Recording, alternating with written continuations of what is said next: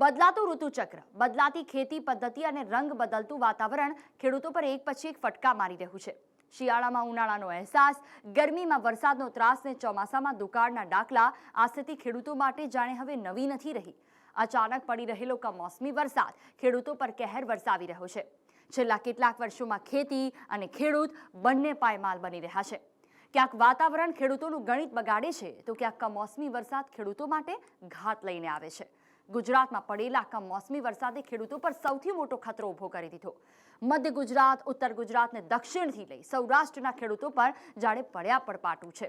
નમસ્કાર, હું સંદેશ વિશેષમાં જુહી આજે વાત કરીશું આંધી બાદ આવેલી ઉપાધિની અને બરબાદીની. એવી બરબાદી જેણે ખેડૂતોની કમર ભાંગી નાખી.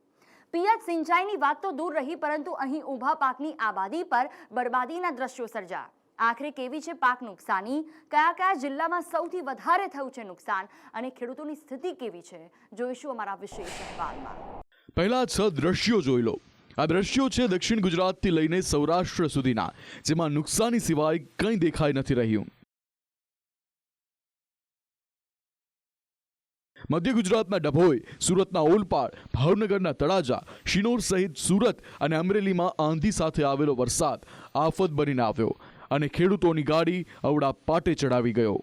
એક તરફ ખેડૂતોને આશા હતી કે આ સિઝનમાં ગરમીના કારણે કેરીના ભાવ સારા મળશે, પણ કુદરત સામે ધરતીપુત્ર લાચાર બન્યો અને વેઢવામાં આવી તો માત્ર મુશ્કેલી અને બરબાદી.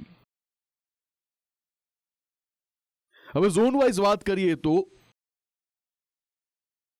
ઉત્તર ગુજરાતમાં બાજરી, પપૈયા, તરબૂચ, શક્કરટેટીના પાકનો સોંથ વળી ગયો છે. તો બીજી બાજુ દક્ષિણ ગુજરાત કેરી માટે પ્રખ્યાત છે. ત્યાં પણ કેરી, શાકભાજી અને પાકને વ્યાપક નુકસાન પહોંચ્યું છે. તો આ તરફ સૌરાષ્ટ્રમાં જ્યાં કેરીની સિઝન પીક પર હતી, ત્યાં પણ સ્થિતિ ડામાડોળ થઈ ગઈ છે. તો મધ્ય ગુજરાતમાં ઉનાળુ બાજરી, ડાંગર, જુવાર સહિત અન્ય શાકભાજી પાકોમાં નુકસાની વેઠવાનો વારો આવ્યો છે. વડોદરાના શિનોર તાલુકામાં 500 વીઘાથી વધુ જમીનમાં કેળાના પાકને વ્યાપક નુકસાન પહોંચ્યું છે. વડોદરાના શિનોર, સુરા, રાશામણ સહિત અન્ય ગામોમાં સ્થિતિ બદથી બદતર થઈ ચૂકી છે.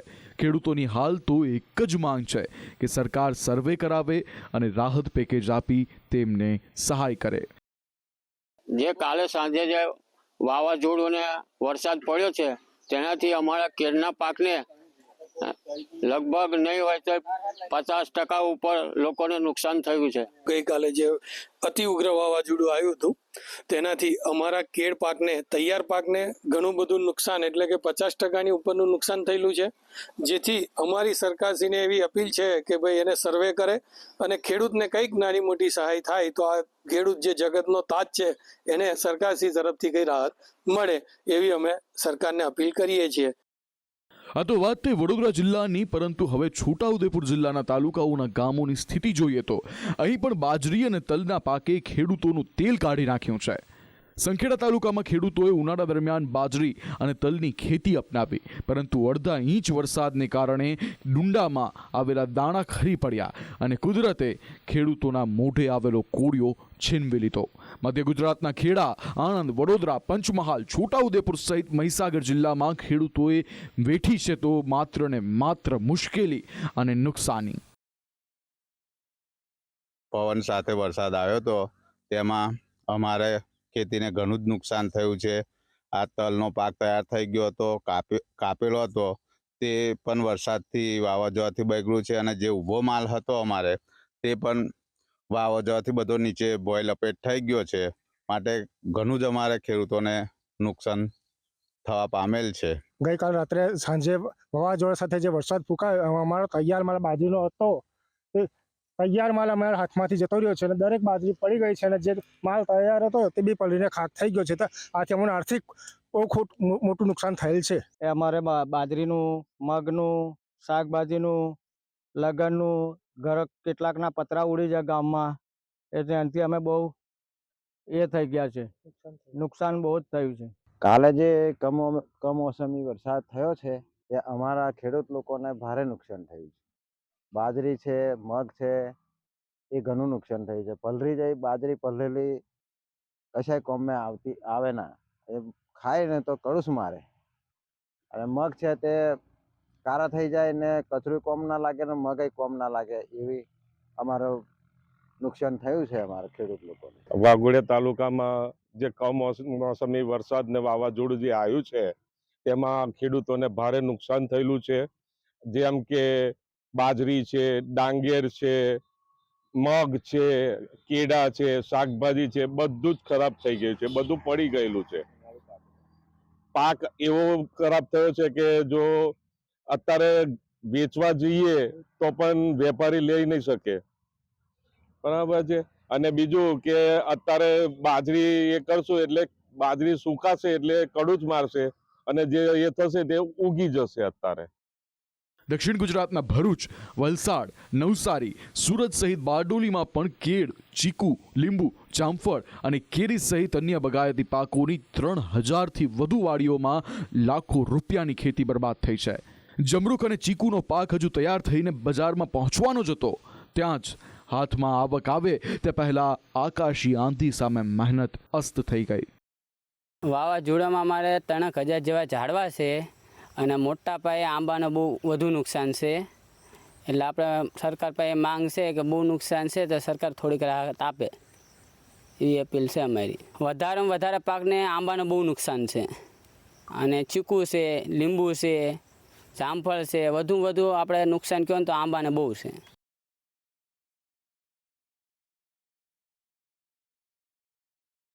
મધ્ય અને દક્ષિણ ગુજરાત બાદ સૌરાષ્ટ્ર પંથકમાં પણ કેરી અને અન્ય બગાયતી પાકો પર મિની વાવાઝોડાએ નુકસાનીનો મારો ચલાવ્યો છે. જૂનાગઢના વંથલી, વિસાવદર, રાજકોટ, મોરબી, ટંકારા સહિત અન્ય ગામોમાં તલ, જીરું, ધાણાના પાક પર પાણી ફેરવ્યું છે તો બીજી તરફ બગાયતી પાક એવા કેરી, ચીકુ, રાયણ સહિતના પાકોમાં પણ ઇજારેદારોને લાખો રૂપિયાની નુકસાની વેઠવી પડી છે. હવે કાલે 13 તારીખે રાતના 11 વાગ્યાથી 3 વાગ્યા સુધી ભારે પવન વાતા સૌરાષ્ટ્રની અંદર કેરી ને પુષ્કળ પ્રમાણમાં બગીચાને નુકસાન છે. પછી કેળને નુકસાન છે, ફૂલઝાડના બગીચાને પુષ્કળ પ્રમાણમાં નુકસાન છે અને લીંબુનો આ ફાલ આવેલો તો એ બધું ખરી ગયો છે.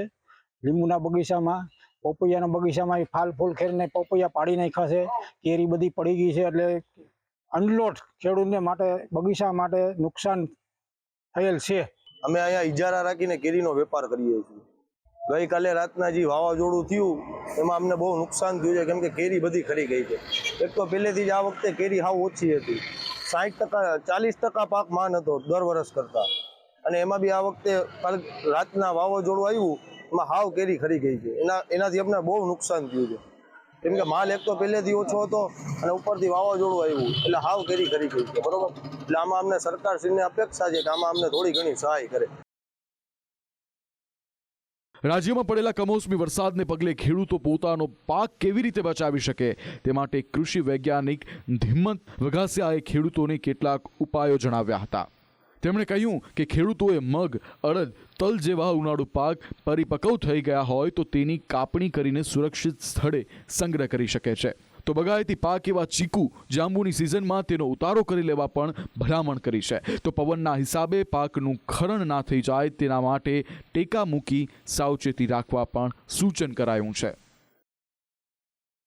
તો હાલ જે ઉનાળુ પાકોનું વાવેતર ખેડૂત મિત્રોએ કરેલું છે તો તેમાં જે કઠોળ પાકોમાં મગ અને અડદના પાક છે અથવા તો તલનો પાક છે તો આ પાકમાં અત્યારે પરિપક્વ અવસ્થાએ હોય તો ખેડૂત મિત્રોએ પોતાના પાકની લણણી કરી અને પાકને સુરક્ષિત જગ્યાએ સંગ્રહ કરી લેવાની એક સલાહ આપવામાં આવે છે.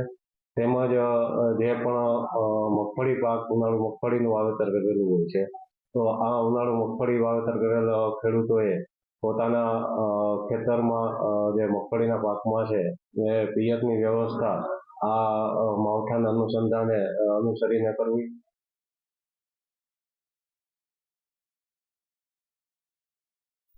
આકાશી આફતે ખેતર અને બાગમાં નુકસાની વેર્યાની સાથે તૈયાર પાક પણ બરબાદ કર્યો છે. યાર્ડ પડેલી જણસ હોય કે ખેતરમાં ઉતારેલી જણસ હોય, નુકસાનીના વાદળો વરસતા બધું જ ખેદાન મેદાન થઈ ગયું છે.